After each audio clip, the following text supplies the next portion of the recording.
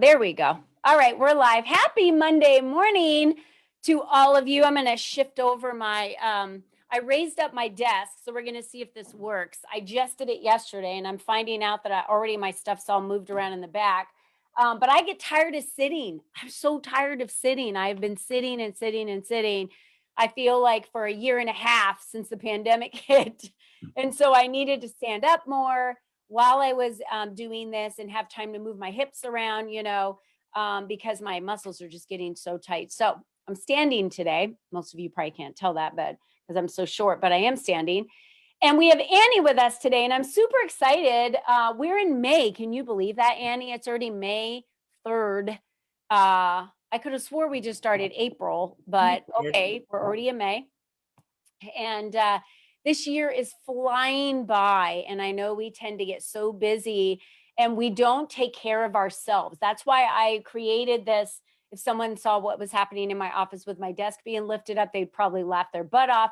But I needed to take care of my body. And I love our talk for today and our title, because on this Member Monday Spotlight, which every Monday, we always bring one of our members forward to talk about their brilliance and their genius. And Annie is talking about women being abused, sexual abuse, and maybe what that looked like in our lives a long time ago, or what that looks like in our lives today. And I was shocked when she said 1 in 3 women are sexually abused. And that's probably why I learned Taekwondo. That might be why I learned Taekwondo to defend myself. But that doesn't mean that I was able to defend myself when I was a child, right? And that happened to me. So let's get into this subject a little bit more, Annie, because I think your message today is really about women speaking up. So why don't you introduce yourself? Tell our listeners and viewers a little bit about you. Okay, hi everyone. I'm Annie Margis, and I'm a writer and a filmmaker, and I have written a book. This is my book, The Ugliest Word. And what is the ugliest word? Incest. Childhood incest is the topic that I address. It's one of the most devastating crimes that can be committed on a child. For many reasons. Yeah, I agree. And when did you write that book, Annie? It came out October of 2020. Okay. And where can we find that book if one of us wanted to get that book? Sure, it's on Amazon, and I will put a link to it in our comments section. Okay, I appreciate that. And why did you write the book? Well, I started off, before I could even tell myself that I was a victim of incest, someone told me that they were. And when they told me that, I thought, it happened to somebody else besides me. I had no idea. I thought I was the only one in the world. So I wrote a little poem, and I gave it to this guy. And that was the first time I communicated in writing about it. And that poem evolved into a little short story from the point of view of a 3-year-old. And I gave that short story to my husband, and he read it, and he looked at me, and he gave it back.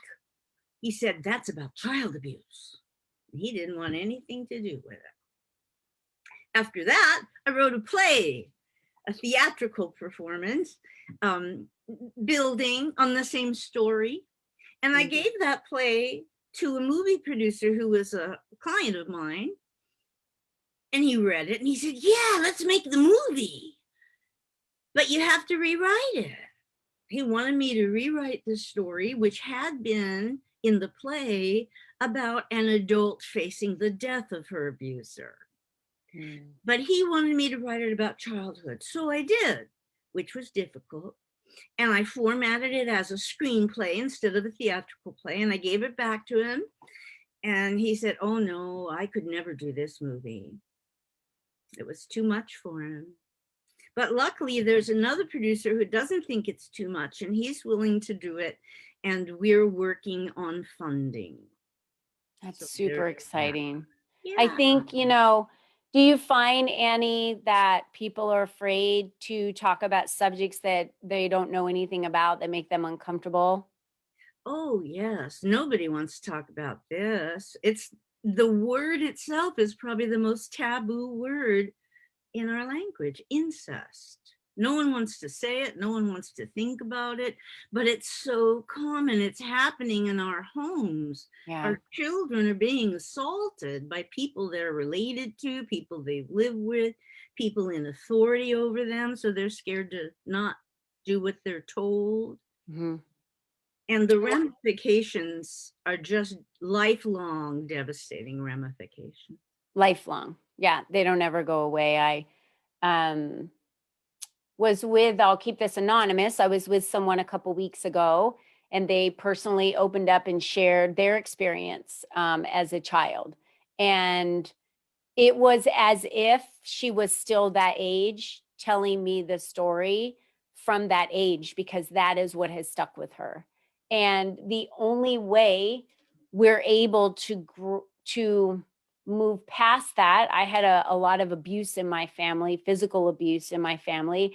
And the only a way we're able to grow past that is to talk about that. And you, what did it feel like for you to write that out? I'm sure that was your child speaking to you, right? Your inner child of that age was writing that story from. What did it feel like to release some of that and get that out? Well, the process was difficult and it was kind of in fits and starts, and I'd have to back away from it. But once it was out, it changed me. The theatrical play was published first, and it had my name on it. And there it was. I was out. I am out. I am an incest victim. I am a victim of a crime. There's no shame in that, and I am not ashamed. No. Yeah. And I think shame plays a big part in that Yes. again, right? Yes. Um, I'm not a victim of incest, so I can't speak from that voice. So I would love for that voice to come from you, Annie, for women that you know out there that have not come to grips with um, or come to terms with being ready to talk about it, release it, make it known to anyone other than themselves, to uncover that child, or that is in a family where they know it is happening. Maybe not to them, but to those that they love. What advice would you give someone who is feeling, what is it? Tell me the feeling of it, first of all, because I don't want to put words in anyone's mouth of what it would feel like. What does it feel like before you were able to talk about it? I was very sick. I was mentally sick. I had social anxiety so severe that I couldn't really leave the house except to work. Um, I couldn't go to birthday parties or office parties or anything, and work was very difficult as well. I was terrified of my fellow teachers. I thought they were all better than me and smarter than me, and that I was a phony and a fake, which is common for abuse sufferers to feel about themselves. Yeah. So they really feel worthless. Yes, very worthless. And you feel like it's your fault. You were probably told it was your fault, and that you can't tell anybody. Big You feel secret. trapped Oh, yeah. within your own self, I would imagine. Is that Mhm. correct? Yeah, Without a voice? yes. And then what has it been like for you then since you've talked about it? What has been the shift for you in your life? What has changed? It's remarkable. Look at me. I'm talking live on Facebook. I could never have done anything remotely like this before. I was just a terrified little person and I couldn't talk to people. But little by little, as I started talking about it, I started getting stronger. Mhm. And I did want to say that the true secret to my healing, besides writing about it, was talking to other survivors. I Mhm. joined a group. It was an anonymous group, which gives everybody protection at first, like you want. And in that group, I actually started a phone line for people who are victims of childhood incest who can call and talk to each other and listen to each other's stories.